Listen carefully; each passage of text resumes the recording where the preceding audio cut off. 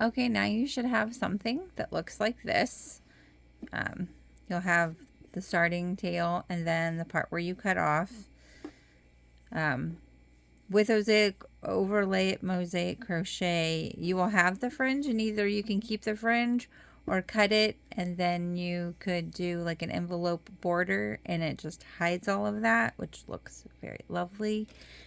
Next, you want to do color B and go and just do the back loop only, except for the first and last stitch. Go through both loops and then tie off, and we'll come back and then get you started on doing the overlay. Okay, I thought I'd share so that way in case you didn't know. So you go through both loops on the first one and the last stitch. The rest is always back loop only. So you'll go through here, and then yarn over and yarn over, and you just get only that back loop. And do it one more time. You go in, yarn over, through, yarn over, and back loop. So it should start looking like this. It gives it like a nice little different dimension instead of laying through both. So once you do that, then meet me at the next part and I'll show you when we really start doing the overlay part.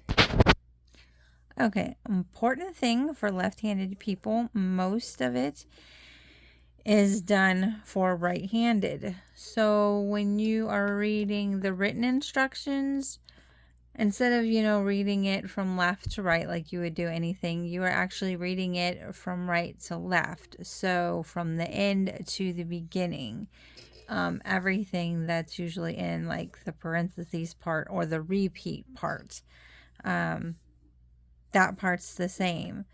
If you are reading the chart, the chart is the same way. You would be reading it from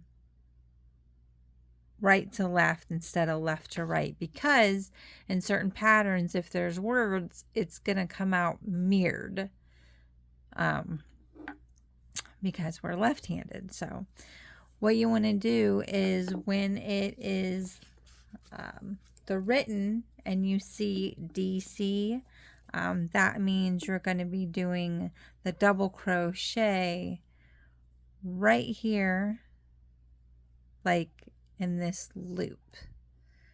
You go 2 rows down. So this is your 1 row, and then that's 2 rows.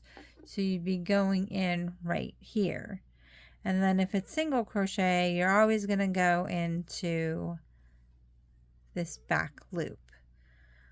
So for right now, what we'll do is we'll do a couple single and double, so that way you can get an idea.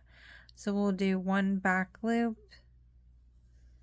and then right now you want to yarn over and go through here, yarn over, and then yarn over just like a double crochet. And if it looks pulled, I found that the yarn relaxes and then comes back down, and if you wash it, it tightens back up, or if you block your work.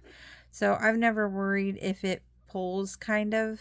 And then we'll yarn over and do the back loop, and then so you go down in this, and the easy way you can keep track is, see, you skip this one, so you're going to skip that one. It's usually right below it. So yarn over and grab that, yarn over, and just do it like a normal double crochet. You're just going in that front loop 2 rows down. And then that's how it should look. And then you'll start to see as you go each row, they stagger or overlap, and you'll start to see a pattern. So when you do that, and then also in the patterns, if there's an X, that usually means, unless somebody states otherwise, that's your double crochet. And then they'll have the different shades for which one you'll see is the colors that you're using. But that is your basic overlay mosaic crochet.